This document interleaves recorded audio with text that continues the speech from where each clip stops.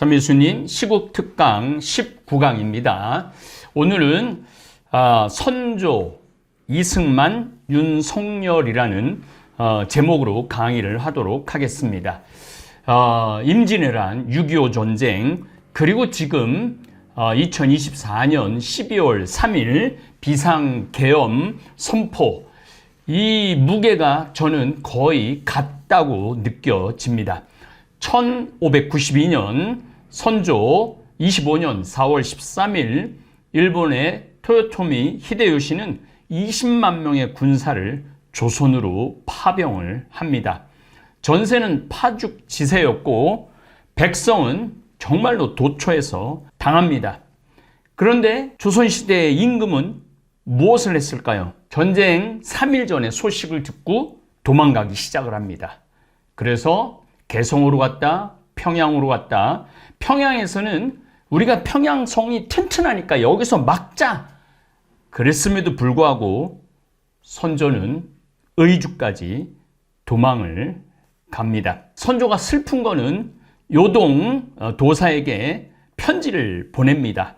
마지막 부분 제가 조금 고쳐서 여러분들한테 읽어 드리겠습니다. 선조, 본인은 변고를 겪은 뒤 놀람과 걱정이 병이 되어 신하들을 이끌고 변방을 지키는 임무를 수행할 마음이 없습니다. 있다라는 게 아니라 없다라고 얘기를 해요. 경복궁을 버리고 도망가고 백성들은 이거 도대체 임금이냐? 그래갖고 경복궁을 불태우죠. 그리고 일본 왜군들한테 그 선조가 도망간 길을 화살표를 해줘요. 전리 도망갔다고. 그래서 개성, 평양, 의주까지 가는 길을 알려줍니다. 얼마나 분했으면은 백성들이 그랬겠습니까? 부득이 둘째 아들 광해군에게 국사를 섭정하고 영토를 보존하도록 명했고, 이거 참 제가 예전에 강의 여러 번 여기 임진왜란에 대해서 말씀을 드려서 지금 자세히 말씀을 드리지 않도록 하겠습니다. 광해군이 유명해지는 것도 선조는 원하지 않았어요. 본인은 적에게 쫓겨 저희 땅에는 몸둘 곳이 없으니 스스로 식구 몇 명을 데리고 들어갈 수 있기를 명나라로 건너가겠다는 거죠. 즉시 황제에게 아뢰어 실행할 수 있게 하기를 바랍니다. 본인은 부모를 따르듯 대국을 받들고 있습니다. 자식이 위기에 처하면 부모를 버리고 어디로 가겠습니까? 부모한테 간다 이거예요. 혹시 황제의 허락이 내려오지 않더라도 적의 예봉이 칼끝이 날로 닥쳐오면 본인은 압록강을 건너 명을 건너겠다는 거예요. 명을 기다리겠습니다. 급히 처리해 주시기를 바랍니다. 신하들이 반대를 하는 바람에 압록강은 건너지 못하죠. 이게 임금이 명나라에 보낸 편지예요. 백성을 버리고 도망을 갔던 것이죠. 임진왜란 때 왜군이 북상해 오자 서울을 버리고 주랭랑을 친 선조는 평양도 버리고 개성도 버리고 의주까지 갑니다. 대동강 방어선이 무너졌다는 소식에 다급해진 선조는 이렇게 명나라로 망명할 계획을 세웁니다. 부끄러운 임금입니다. 그뿐 아닙니다. 선조의 그 만행을 보면 정말 화가 납니다. 오로지 나라를 구하려 한 의병정 김덕령 장군을 죽이고 이순신 장군도 감옥에 가둬서 죽이려다가 신하들의 반대로 유성룡이 강력하게 반대를 하죠. 미수에 그치고 또 전쟁이 끝나고 난 다음에 공신책봉을 할 때 전쟁터에서 목숨을 걸고 싸운 신하들보다 자신을 보호한 따라 나선 신하들을 더 우대합니다. 조선에 이런 외란에 어리석은 임금이 있었다는 것은 비극입니다. 임진왜란의 선조, 병자호란의 인조, 조선 말기의 고종 다 어리석은 임금들입니다. 일본은 대개 성주가 전쟁을 하면은 목숨이 끊어질 때까지 지킵니다. 그러니까 경복궁에 왕을 잡으려고 그러는데 왕이 없으니까 이거 쉽게 조선을 먹을 수 있겠다. 정명가도 명나라로 올라갈 수 있겠다 이렇게 생각을 했어요. 그런데 놀라운 건 전국 방방곡곡에 의병을 일으킵니다. 그리고 이순신 장군이 지켜내죠. 경상도, 전라도를, 충청도를 지켜냅니다. 이런 모습을 본 일본 장수들은 너무나 놀랬던 것이죠. 자기네 나라하고는 너무나 달랐습니다. 그러나 조선의 진짜 주인은 임금이 아니라 의병, 나라를 지킨 백성들이 진짜 주인이었던 것이죠. 백성을 버리고 도망간 대표적인 지도자가 또 한 명 있었는데 대한민국 초대 대통령 이승만입니다. 이승만은 탱크 한 대도 없고 제대로 된 전함 한 척도 없으면서 그 전함도 한 척을 미국에서 정말로 힘들여서 들어온 전함, 그 전함 덕 우리가 많이 봤죠. 배짱도 좋게 매일 북진 통일을 입에 달고 살았습니다. 1949년 1월부터 1950년 6월까지 남북 간에 조그만 교전이지만 600회 이상의 전투가 벌어졌습니다. 상당수는 남한이 도발한 것이었습니다. 소련이 멸망한 후 공개된 비밀 문서들을 보면은 6.25 전쟁이 스탈린의 재가를 받은 김일성의 남침이었다는 것은 명명백백한 사실입니다. 그렇게 스탈린의 재가를 받으려고 김일성이 소련을 많이 가죠. 그리고 탱크를 지원받고 전투기를 지원받고 그래서 남침을 감행을 합니다. 이승만의 비굴한 모습은 선조 임금과 같이 북한 인민군이 탱크를 앞세워 너무나 예상치 못한 기세로 진격해오자 그는 주미 대사 무초의 만료에도 불구하고 6월 25일 날 전쟁이 터졌는데 26일, 27일 새벽에 내각에도 알리지 않고 국회에도 알리지 않고 군 어디에도 알리지 않은 채 서울역에서 비상열차를 타고 대전으로 주랭랑을 치고 결국은 부산으로 주랭랑을 치죠. 그날 밤 서울 시민은 라디오에서 우리가 있으니 이승만 목소리가 그대로 나와요. 우리가 이기고 있으니 안심하라는 이승만의 거짓말을 백성들은 너무 마음 편안하게 듣고 있었습니다. 대한민국과 국민을 지켜야 하는 국군은 한강을 몰래 건너고 다음날 새벽 피난하겠다는 한강 철교를 폭발을 인도교를 폭발을 하는 만행을 저지릅니다.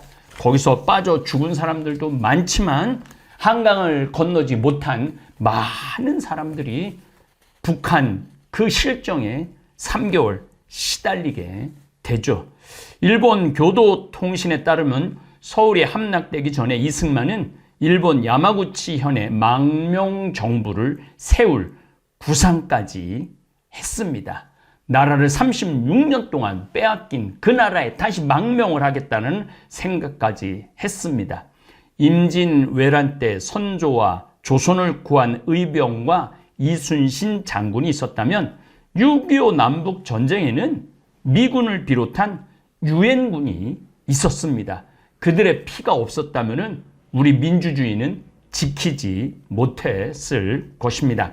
지금 대한민국은 윤석열 대통령 탄핵이 인용되던 기각되던 간에 최대의 위기를 맞이하고 있습니다. 인용이 돼도 폭력 사태가 일어날 것이고 기각이 돼도 폭력 사태가 일어날 것입니다.